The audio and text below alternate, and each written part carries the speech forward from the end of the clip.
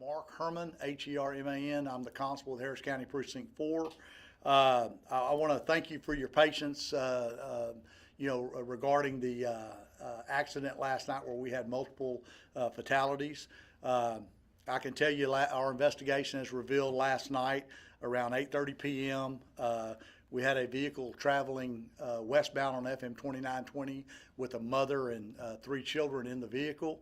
It was struck from behind by another vehicle of a suspected impaired driver, causing the vehicle to be pushed into, I think, a total of 7 other vehicles. It was basically a 7-vehicle crash.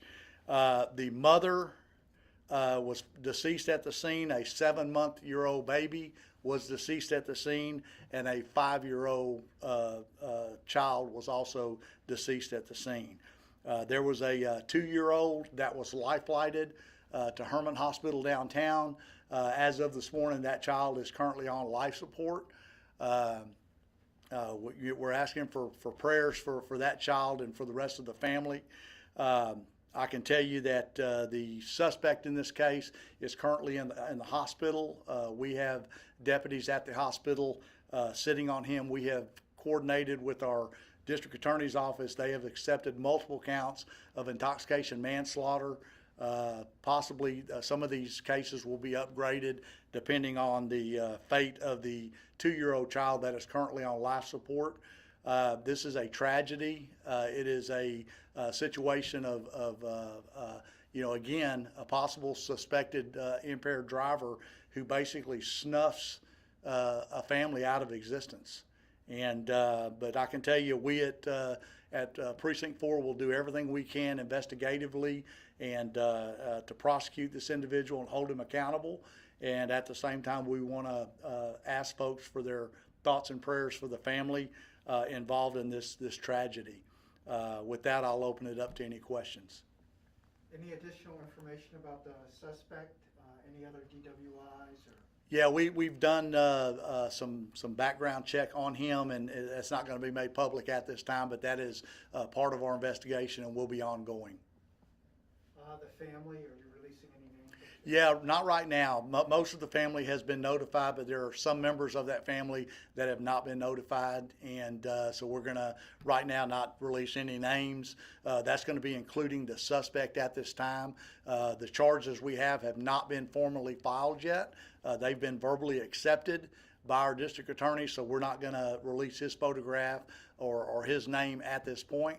But that will be forthcoming. Once that is done today, we'll blast it out to your outlets and also put it on our social media platforms.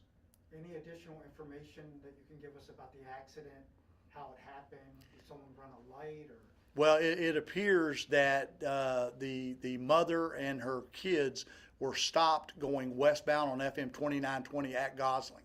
At some point, the suspected impaired driver come up behind them at a high rate of speed and basically collided into the back of them. The vehicle did, ignite into flames. There was a fire in the vehicle, and unfortunately, the 3 individuals, the mom and the baby and the 5-year-old, perished in that fire. They did get the 2-year-old out, was able to get the 2-year-old out, and he was life-flighted downtown.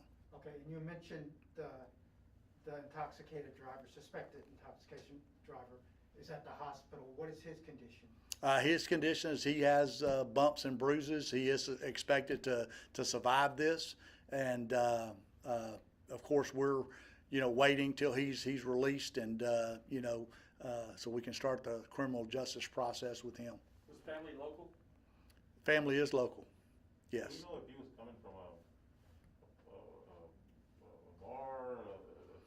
Where was he coming from? Do you know that? Yeah, we don't know. I mean, that's part of the investigation. Investigators will continue to connect the dots and bring all that together with our district attorney's office. What about injuries in the other vehicles?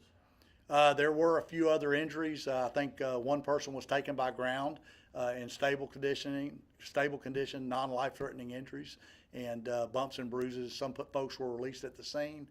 Some of the vehicles just had debris, strike their vehicles.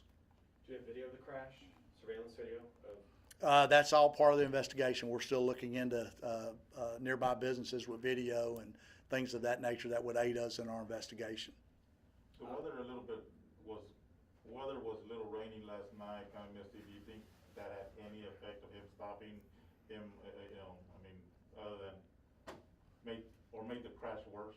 Yeah, all conditions will be factored into the investigation, but at the end of the day, we know that it's been reported already he has a blood alcohol content of 1.5, and so that in and of itself, to me, is the main contributing factor.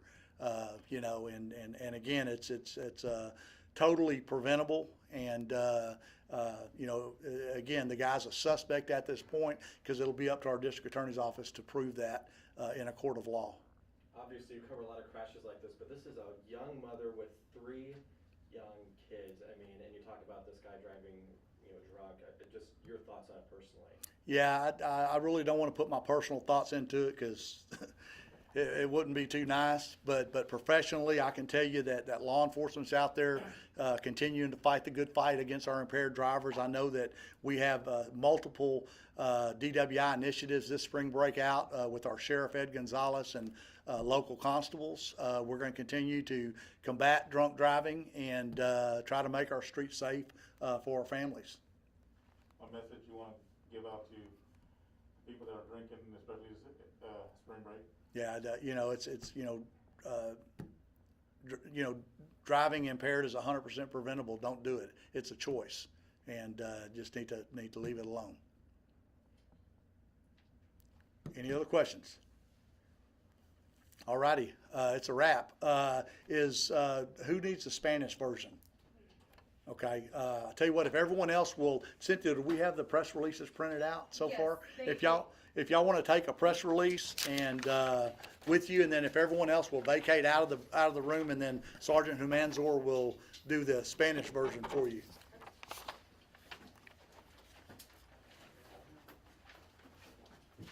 All right, thank y'all.